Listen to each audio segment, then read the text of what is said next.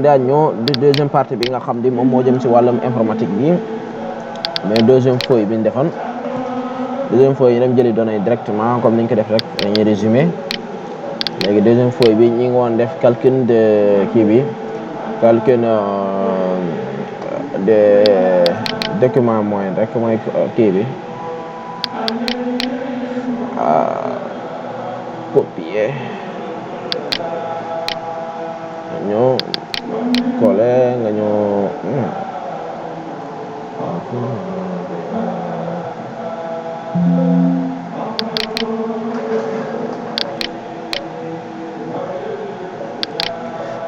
coller valeur yi mi ngi nii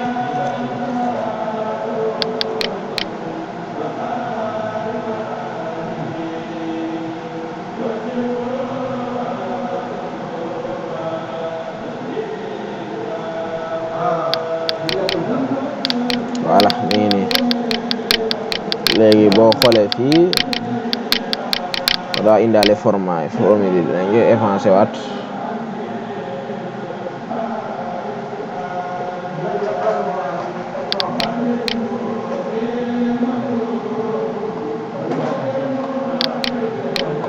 ñëwaat def coller juste kii rek données kese yow li ci nekk di yàggal léegi c'est simple li may koy fii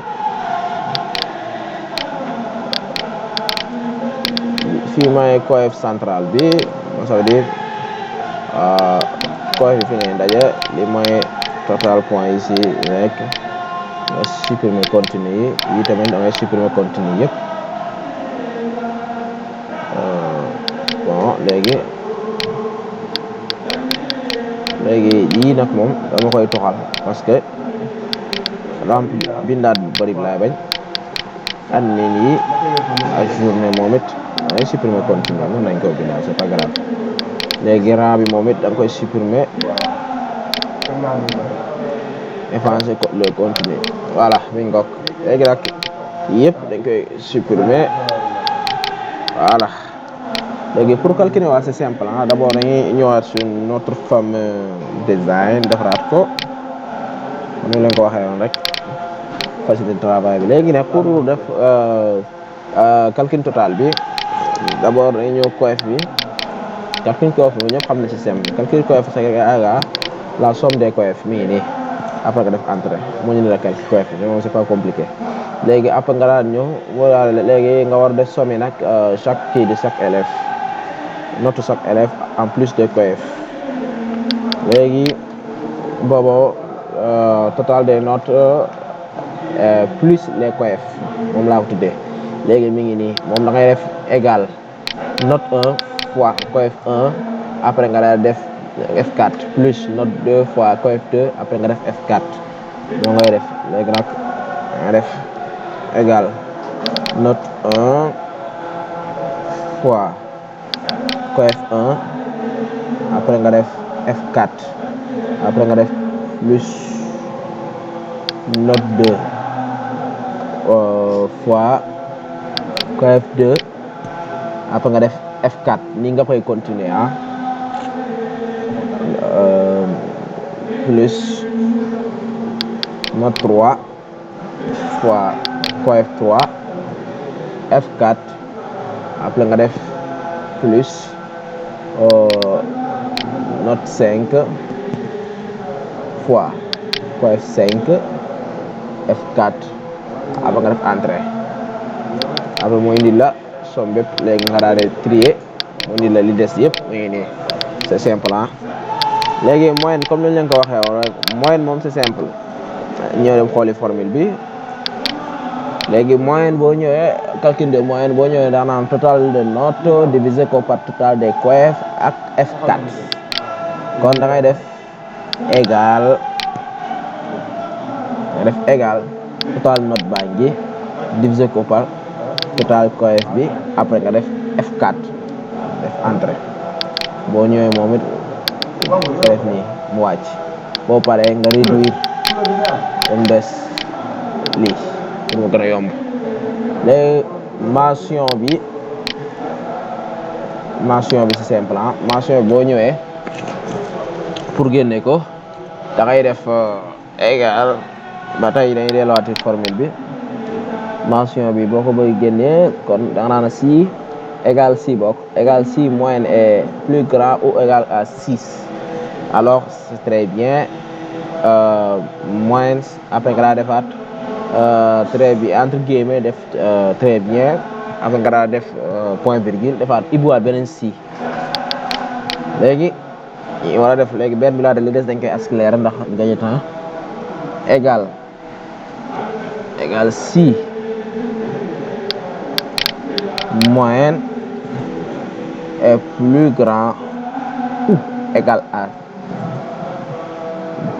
17 supposons que 17 maanaam 107 sax 17 gaa yi ne après lu mu waxte woon sax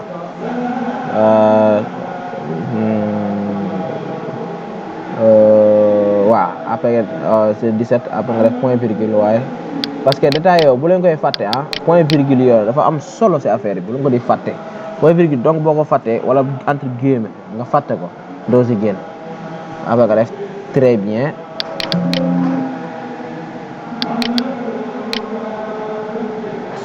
waaw ma copier fii ba noppi comme fii da ngay def waa mi ngi nii sax nga def très bien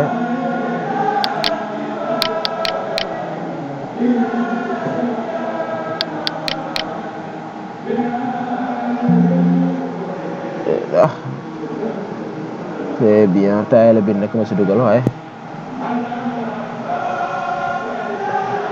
très bien après nga def beneen point virgule après nga defaat si encore moyenne même moyenne ba léegi est plus grand ou égal à 17 c'est supposons que 16 kon nañu def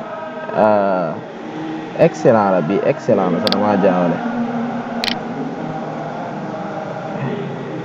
excellent travail bi c'était grand ou égal à 17 16 supposons boobaa nga def point virgule ibbiwaat guillemets bi ne très bien après nga tëjaat guillemets bi boo tëjee guillemets bi après nga def point virgule defaat beneen si encore la moyenne est supérieure ou égale à 16 bon dañoo 15 ak 16 bon dañoo ba côté 14 dana baax 14 boobaa après nga def point virgule ibi guillemets bindal ko assez bien assez o déggal do dof li ma defalati rek assez bien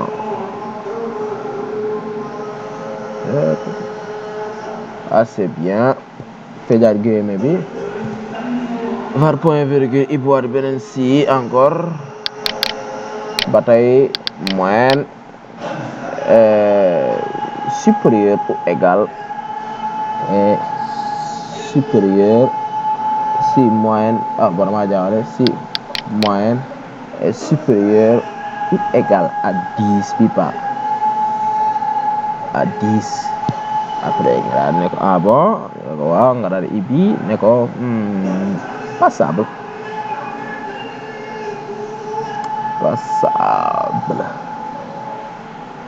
ouais passable léegi nga ñëwaat fii tamit fa point virgule ibbiwaat beneen si encore mais bii pas si bi moyenne si moyenne est inférieur bii daal da ngay changer si moyenne est inférieur à 10 simple alors yaa ne waaw bi guillemets ne ko insuffisant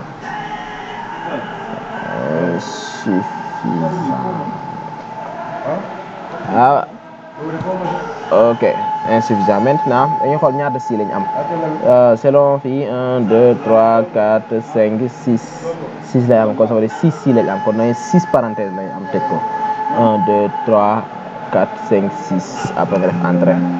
léegi lii bu ko defee kon ça veut dire que on a un petit problème dans notre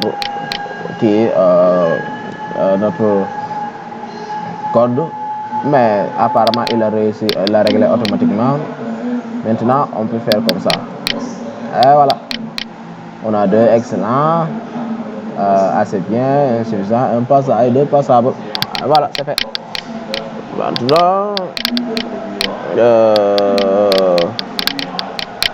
Maintenant on va aller à la décision. La décision c'est comme le mention, mais apparemment lui il comporte que il comporte seulement que deux conditions. Maintenant on dit si moyenne est supérieure ou égale à 10, soit l'élève est passable, à passer, ou à ajourner, à vrai dire. Maintenant on dit égal si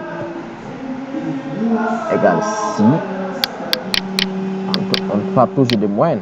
Si moyenne est supérieure ou égale à 10, alors on point virgule, ouvre le guillemet, on dit passe, l'élève est passé,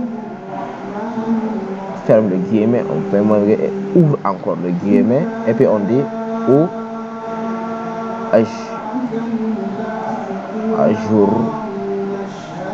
ajourner. Voilà. Et puis on ferme notre petite parenthèse. N'oubliez pas les détails. Et voilà.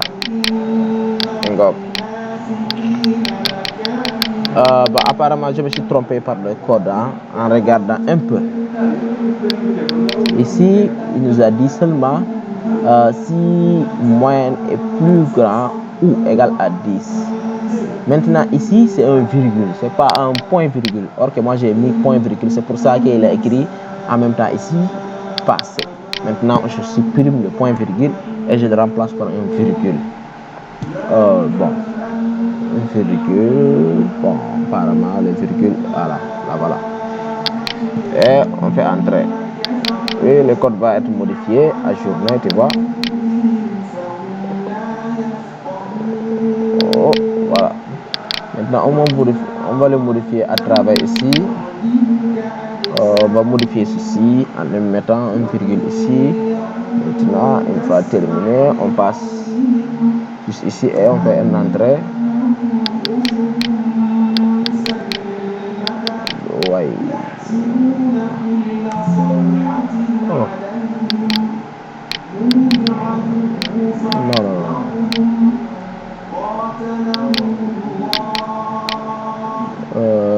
On a toujours les mêmes codes. Maintenant on va copier le code, on va tout supprimer. Parfois il est juste, voilà. On revient ici, on copie-colle le code, comme on l'a fait déjà. On va supprimer même, réécrire le code au 0. Du coup on a égal si le moyen est plus grand, le moyen est plus grand ou égal à 10, alors on a passé point virgule et virgule, et ça on dit ajourner, et on fait notre guillemet et on ferme le parenthèse et on fait entrer. Bon, apparemment on doit résoudre un problème. Apparemment le virgule ne fonctionne pas. Du coup on va remettre notre petit point virgule et essayer de savoir quel est notre petit problème. Et voilà. Ah voilà, c'est venu. Apparemment, il est venu. Voilà. Maintenant, on doit faire le rang. Le rang, c'est simple. On va aller regarder aussi le code ou la formule. Il n'est pas là. C'est pas grave. Je vais l'écrire aussi. Bon, le rang ici, on doit mettre seulement égal rang. Voilà. Moyenne. Et puis on met point virgule. On clique aussi le moyenne 2 fois. Et puis on appuie Shift. Et puis on copie tout. Et puis on fait F4. Et puis on ferme notre petite parenthèse. Et là voilà, tout est joué. Voilà. Maintenant on a notre rang. Là pour regarder la bon, ici on a les admins ou les ajournés, simple. On regarde ici, parmi les admins on a 1, 2, 3, 4, 5. On a 5 admins. Maintenant on dit ici c'est égal à 5 divisé par 6. Et voilà, on a ceci et on le transforme comme ça. C'est simple. Ici, les ajournés, c'est une seule ajournée. Alors, on a 1 divisé par 6. Et maintenant, on a notre truc. On fait comme ça. Et on a... Bon, ça c'est trop beaucoup. Hein? On écrit encore. Égal. 1 divisé par 6. Et on fait entrer. Il donne 17%. Tu vois? C'est simple ça. Et voilà, notre partie, la deuxième partie de notre exercice est finie. On va partir à la troisième.